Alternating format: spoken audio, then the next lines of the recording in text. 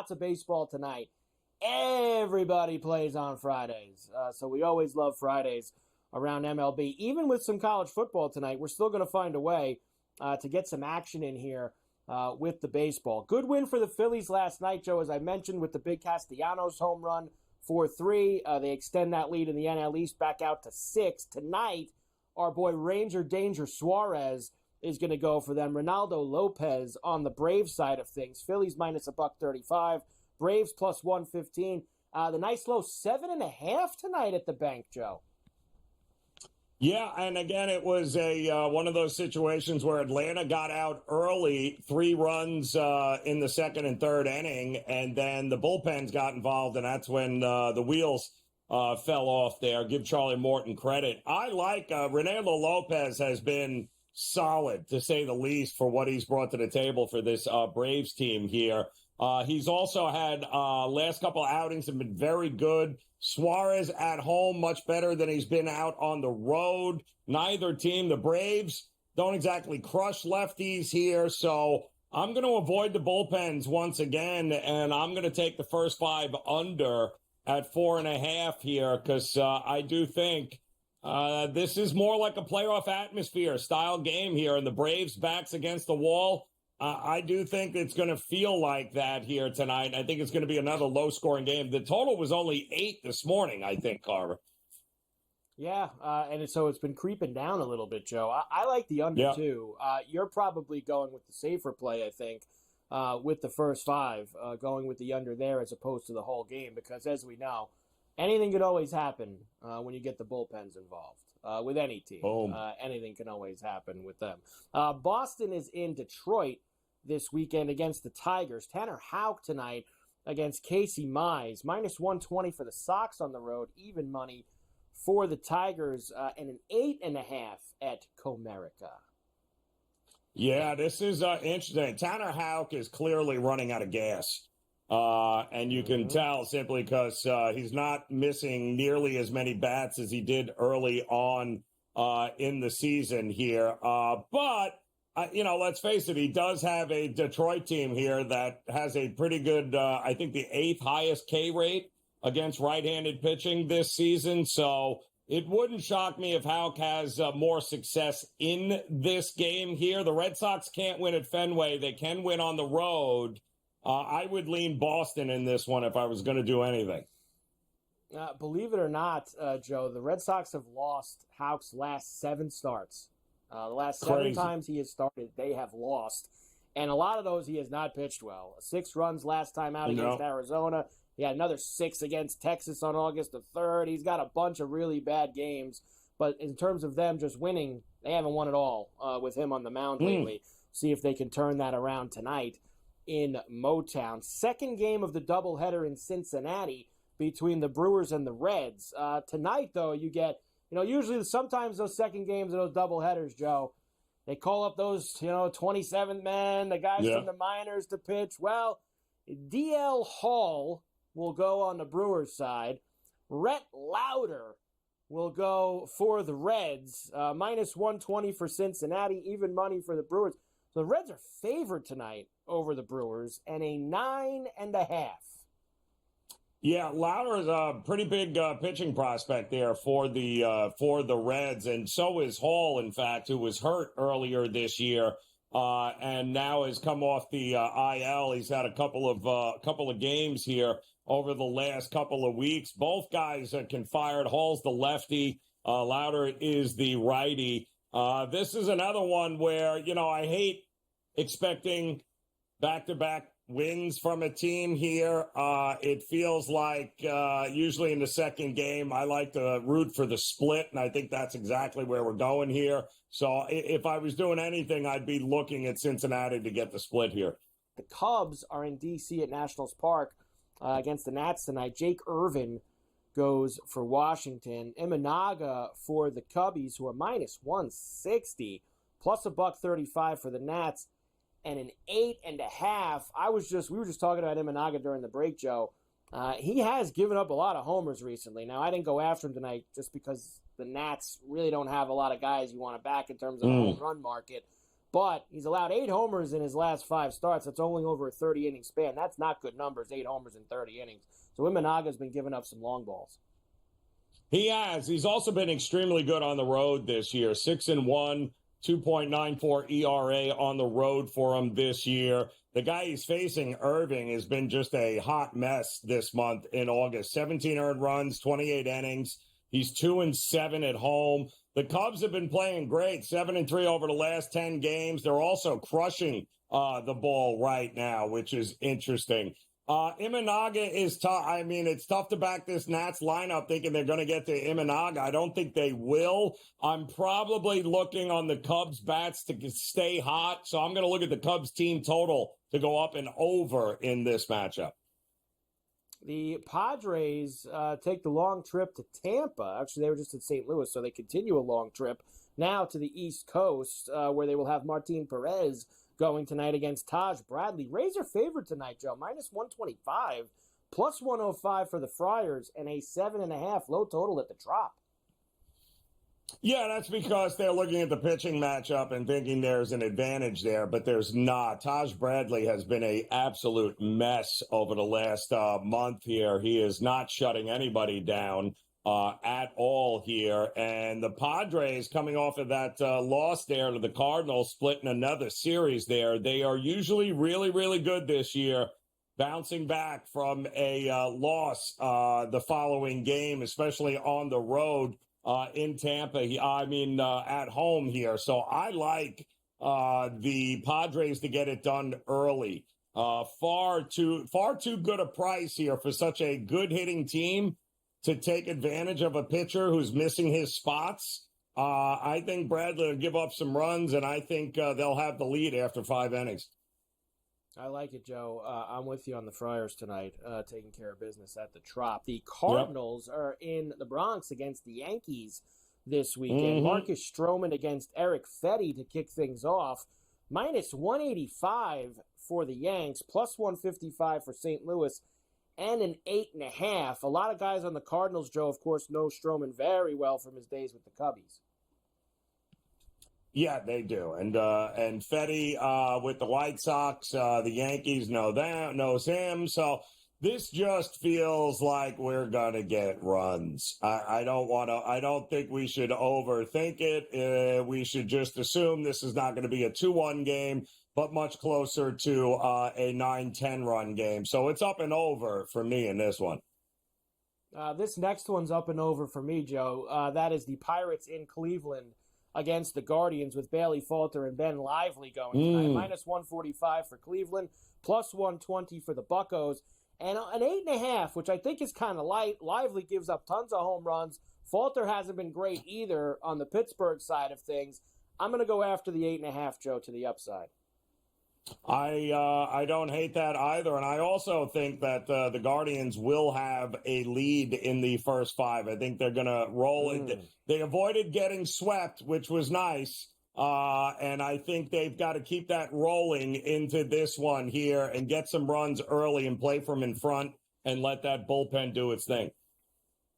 Oakland into Arlington against the Rangers. J.P. Sears and Roebuck go for the A's. John Gray on the Rangers side of things, who are -135, plus $1.15 for Oakland on the road, and an 8.5. What do you like here, Joe?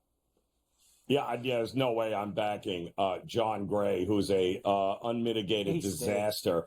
And Sears has been, how could we not take him at plus money? What are we doing here?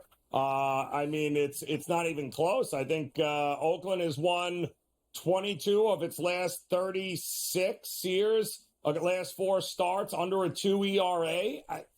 Granted, he got beat up by the Brewers, but that's nothing his last time out, but that's nothing to be ashamed about. I like the Oakland team at a big plus price here. I like Oakland as well. Another good pitching matchup in Houston for the Royals and the Astros tonight. Seth Lugo and Framber Valdez get it going. -175 for the Astros, plus $1.45 for the Royals, and of course the 7.5 with 2 good arms. Yeah, and this has been nothing but Houston money. This was originally like -130, and it's gotten jacked all throughout the day as the money continues to pour in. And I think a lot of that has to do with Seth Lugo running out of gas big time here. I mean, his last 4 starts, he's got almost an 8 ERA. He is getting beat up pretty big. So he was never a real power pitcher anyway. So if he's missing the off-speed pitches and he's keeping it over the plate, he's getting crushed. And that's what's been happening here. So to me, I think Houston's the right side, but I would also lay the 1.5 with Houston in this spot. The Mets heading back east, but they're going to stop in Chicago first, Joe, where they'll see the White Sox over the weekend. Tyler Megill back for the Mets, hasn't pitched since the end of July. Jonathan Cannon, who's been a gas can for the White Sox, is going tonight. Minus 225 for the Mets, plus $1.85 for Chicago. And an 8.5, which I know has gone down a little bit, Joe, but I just feel like that is light. We got a couple guys on the mound who can give up some runs. Yeah, no, we got to, yes, absolutely. Miguel hasn't pitched forever. Cannon's a disaster. 31 and 104. They're 18 and 51 at home. The White Sox aren't even trying here. Having said that, I do think they probably end up getting 1 win in this series. But to me, I think I'm with you on the over. I also don't mind the Mets team total, which is 5.5. I wouldn't mind playing that either, or the run line for the Mets. I expect the Mets to come out firing in this first game. Blue Jays in Minnesota against the Twins. Kevin Gausman goes tonight against Pablo Lopez. Lopez gives up a lot of homers, as we know. Gausman does too, really. Minus 165 for Minnie, plus 140 for the Jays, and a 7.5. Oh, they're expecting a pitcher's duel. I am not. I'm kind of with you here. I do think, listen, Lopez has been very vulnerable. Gausman, like you said, has been better as of late over the last month, but not something I trust here. To me, I think this is, I'll go one even better. I'm going to go the first 5 over because I think both of these guys are gotten to early in this game and the bullpens will be involved late. This will be one of those games that Lisi likes the alt overs, 9.5, 10.5, 11.5, up and away. I'll squeeze one more in, Joe. Baltimore, like we said, got swept in L.A. by the Dodgers, but they get to go to Colorado this weekend and see the Rockies. Albert Suarez against my favorite gas can, Austin Gomber, for the Colorado Rockies. Minus 135 for the O's, plus 115 for the Rockies, and an 11.5. Not enough. Give me the over. I don't care. Give me the over. Give me the team total over for Baltimore. Expect some runs here. 6.5 at plus money for the Orioles here tonight. Seattle and the Angels in Anaheim tonight. George Kirby's Dreamland against the great Samuel Addergary tonight. The Angels have pulled some good ones out recently. So young Samuel, the next arm that gets thrown to the Wolves in Anaheim for the Angels, who are plus 160. The Mariners are minus 190, and an 8.5. Yeah, to me, this would all be about fading the rookie, right? Making his debut. And by the way, I look at his AA starts here. He's got over a 5 ERA, a 1.44 whip. It wasn't like he was fooling anybody in AA. Even Seattle should be able to put some runs on the board here against that one. I wouldn't mind. I think Kirby will have no problem limiting the Angels. I think the run line is in play for Seattle tonight. It certainly is. The biggest series of the weekend, a 4-game series. These two are actually going to play into Monday on Labor Day as well. Yeah. Dodgers and the Diamondbacks. The Diamondbacks, of course, within 4 games with how scorching hot they have been over the last couple of months. They will have Zach Gallen, their best pitcher, going tonight against L.A. At home, Clayton Kershaw goes for the Dodgers, who are minus 135. You're getting the Snakes at plus $1.15 at home, and an 8.5. Boy, oh boy, it's tough to take an under in this spot here with these two teams. But doesn't this feel like a playoff atmosphere kind of situation? They say Freeman is listed as probable to return tonight. He has not been in that lineup the last couple of days, but it didn't matter, right? They were still able to handle business against the Orioles. Zach Gallen has had some issues against the Dodgers in the past, but I think this is a playoff series here, Carver, to me. And I think both of these guys here with Kershaw and Gallen, they'll show up in the big moments. And I think the under is the way to look in this one. It's a monster series, Joe, obviously. You're talking about you're turning the calendar to September this weekend. You have a 4-game series in your building. If you think you can actually get them and win this division, you got to take 3 out of 4 and leave 2 back. Yep. Right? I mean, I Absolutely. think that's what you're thinking. I think anything else, you leave with it chopped and it's still 4, or you lose 3 out of 4 and it ends up going to 6. I think that then you say goodbye and you focus on the wild card. But they do have an opportunity if they can make it happen here this weekend. And finally, the Marlins are in San Francisco. Adam Oller against Blake Snell, who, as you know, Joe, has been outstanding his last few starts out. Minus 265 for the Giants. That's heavy, though. And plus 215 for the Fish and a 7.5. Yeah, the Marlins are 9-37 versus lefties this year. I'll repeat, 9-37 against lefties, and you just said you got one of the best lefties the game has seen this year, and Blake Snell on the mound. To me, this is all about, I think, aren't they, who are they rolling out here? They're rolling out some 50-year-old, too, I think, the Marlins, to pitch here tonight. So to me, Adam Oller. Yes, that's great. Straight from Independent League, because they have nobody else who wants to throw. This is run line for me. I expect, and by the way, the Giants have done they've been selling out at home all season long. The fans are excited every time Blake Snell pitches. Place is rocking. Run line for me. I'll lay it with the Giants. There you go. Before we finish off the baseball, here quickly, Joe, are the taters for tonight, because we love long balls, and Fridays have been very good to us. I'm going to start. I told you, I go after that lively on Cleveland all the time. I'll do it with Brian Reynolds tonight, plus 450. He's seen him before, has a couple hits against him, and Reynolds has a few homers this week. We'll go to him. Next, we will go out to the Bronx. Not taking a Yankee, actually, Joe. Taking Paul Goldschmidt against Marcus Stroman tonight. Why? 11 for 27, that's 407, and 3 homers in his career. I know a lot of it was a while ago when he was in Chicago, but he has seen him before and he's seen him well. And I'm getting 6-1 tonight, so I will go with Goldie. Next, Royce Lewis for the Twins against Kevin Gausman. How about this one, Joe? 4 for 4 with 2 homers in his career off of Gausman. Royce Lewis at plus 390. Hopefully that we can add to that total tonight. We mentioned that the Mets and the White Sox could be a good gas can game in terms of runs. Well, why don't we get the polar bear involved early and often? We will go Pete Alonso at plus 375 in Chicago. Marcus Semien against J.P. Sears and Roebuck. 6 for 19, 2 home runs, and a nice price at plus 475 for him. And there are so many guys on the Orioles we could take, Joe. So many guys in Coors Field against Austin Gomber.